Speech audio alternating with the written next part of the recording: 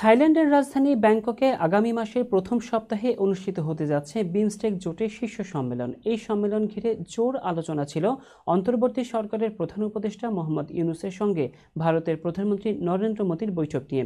কিন্তু সর্বশেষ প্রাপ্ত খবর বলছে অনিশ্চয়তা দেখা দিয়েছে বৈঠকটি নিয়ে। এখনও পর্যন্ত এই বৈঠক নিয়ে কোনো সিদ্ধান্তে আসতে পারেনি দিল্লি। শুক্রবার বিকেলে ভারতের রাজধানীতে পররাষ্ট্র মন্ত্রণালয়ের নিয়মিত সাপ্তাহিক ব্রিফিংয়ে বরাত দিয়ে এই তথ্য জানিয়েছে ভারতীয় সংবাদ মাধ্যম হিন্দুস্তান টাইমস।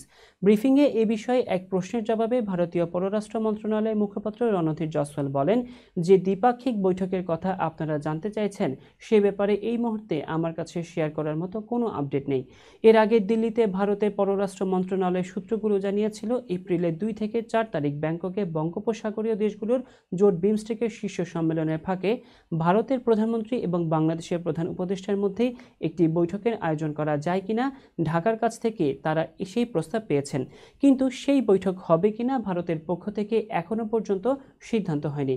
প্রতিবেদন অনুযায়ী পররাষ্ট্র মন্ত্রণালয় সূত্রে আভাস পাওয়া যাচ্ছে এখনই দুই দেশের সর্বোচ্চ নেতৃত্বের মধ্যে মুখোমুখি বৈঠক করাটা ঠিক হবে কিনা তা নিয়ে ভারত সরকারের নীতি নির্ধারকদের মধ্যে স্পষ্টতই দ্বিধাবিভক্তি বিরাজ করছে।